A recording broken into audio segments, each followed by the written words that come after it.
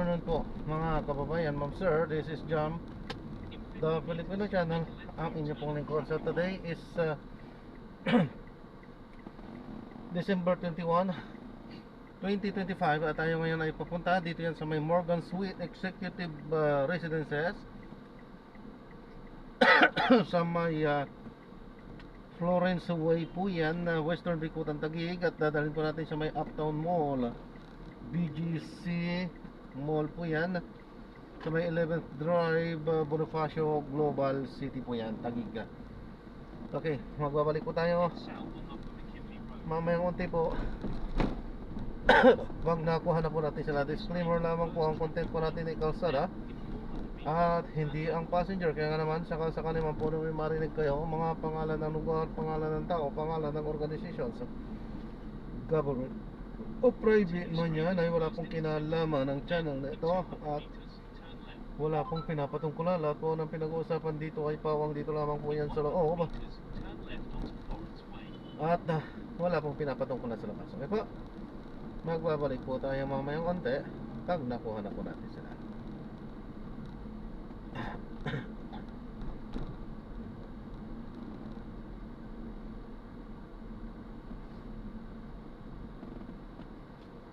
At ayan, sabay natin ang pagkikinig ng mga nagbabagong balita at mga tanong. Ayan.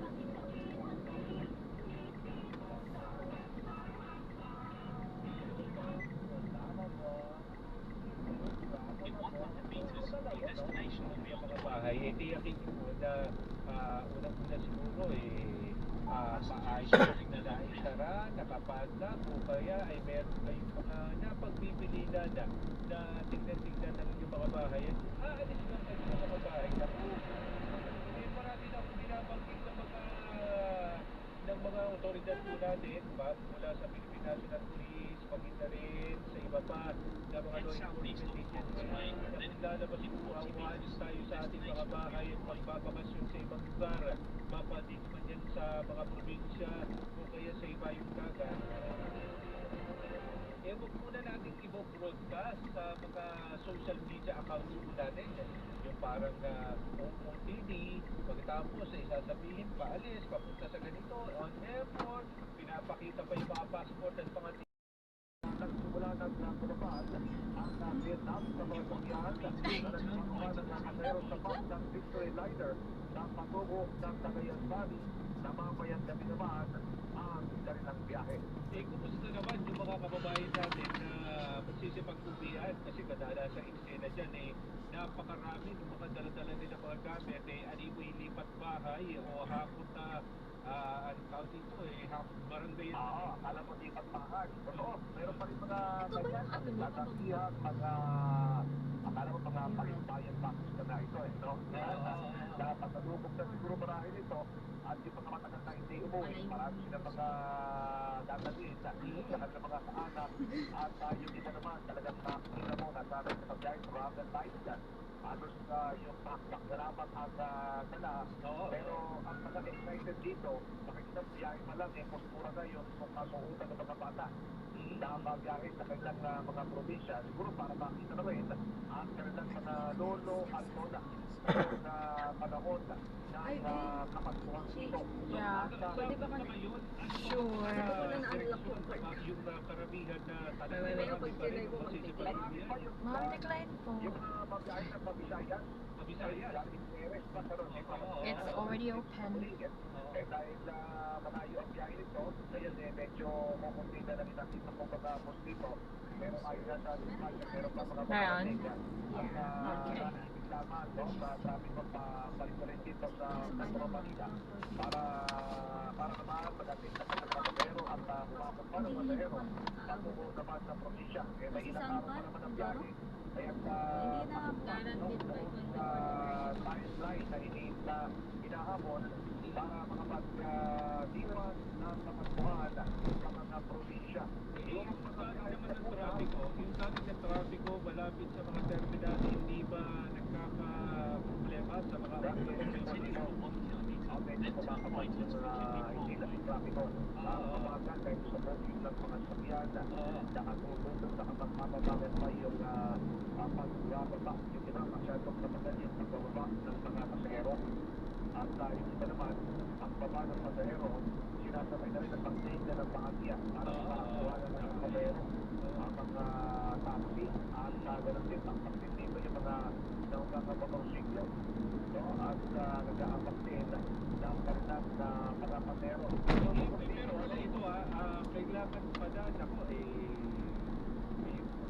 dapat din paalalahanan din natin yung ating mga pasahero kasi may mga nagtitik sa atin, may mga impormasyon na habang marami ang mga pakuli ngayon, merong mga namumulorong at nag-aalok ng biyahe sa patungo sa mga probinsya. Ako, oo, dahil yung iba nga, wala pang nakukuhang kitramo ng advance booking. Mga ticket. Kaya makakasakali sila na makakuha ng call. Kaya may mga nag-order ng mga palorum, pero dito wala naman akong nakikita. Aking pa may mga nagkakanak ng call na makukuhaan ng mga rental. So, para makauwi sa kanilang probinsya dahil today wala. Maraming mga sobrang grupo, pamilya, para sama-sama na rin ang kanilang biyahe. Makauwi sa kanilang lugar. Isa pang naging observasyon na itong north mountain, patubo ng EDSA, mabagal, matigas at dami ng trapiko na pababa o paanan itong flyover makalagpas ng Quezon Avenue. Ito yung North Mountain. Pagpunta dito sa itong direction na patungo ng mall.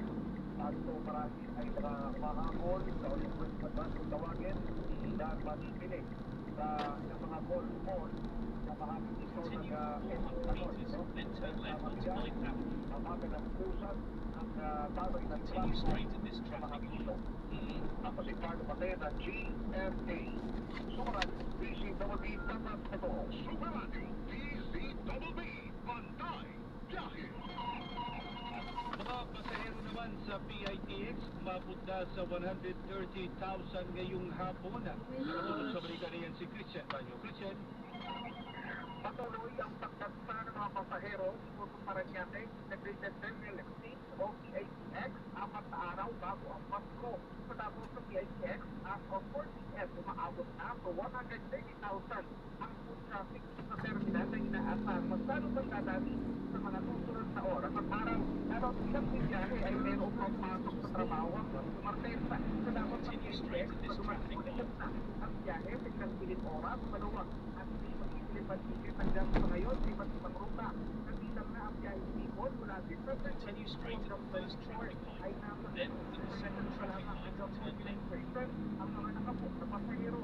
25% hanggang 42% naman ang mga biyahe patungo ng Visayas at Mindanao. Habang matumal pa ang pasahero sa biyahe Mindoro at sa ilang probinsya sa norte. Pinapayuhan ang mga pasahero na iwasan ng last minute at nagtungo sa terminal ng mas maaga o mag-book ng ticket online upang maiwasan ang abala. Ibig sabihin, Christian, yung mga buong biyahe ngayon, yun yung mga malalayo.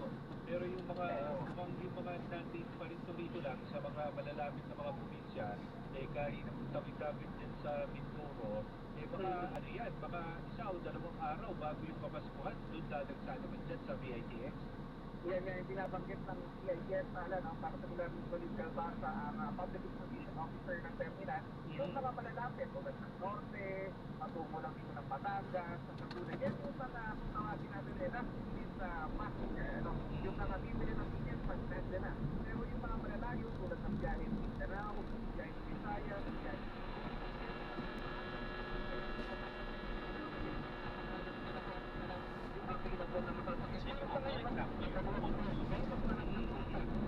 ako na yung paalala na huwag maging kampante dahil bukas, pag sa isang araw, wala nang pasok ng biyahe. Baka nga yung iba pagdating ng Martes, hindi na papasok yan dahil dire-diretso na magsisipag-bakasyon.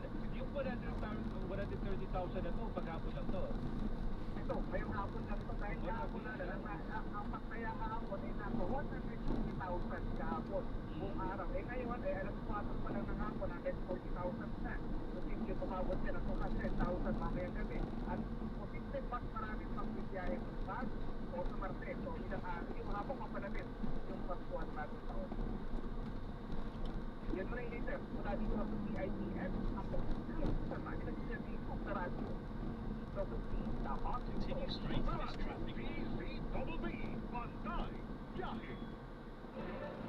maraming salamat sa mga kapuso nating si Carlo Mateo at Christian Mayo na patuloy na tumutulong dyan sa mga sitwasyon sa labas.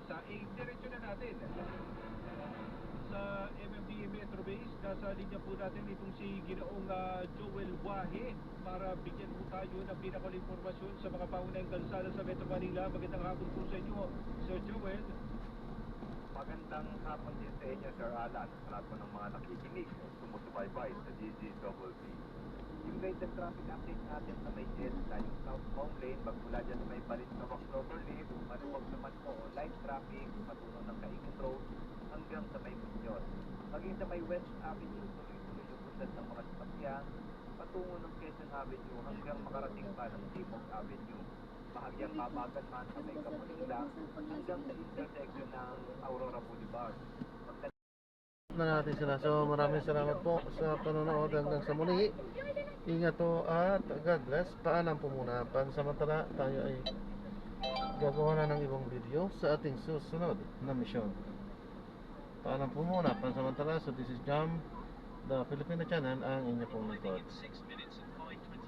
Paalam po.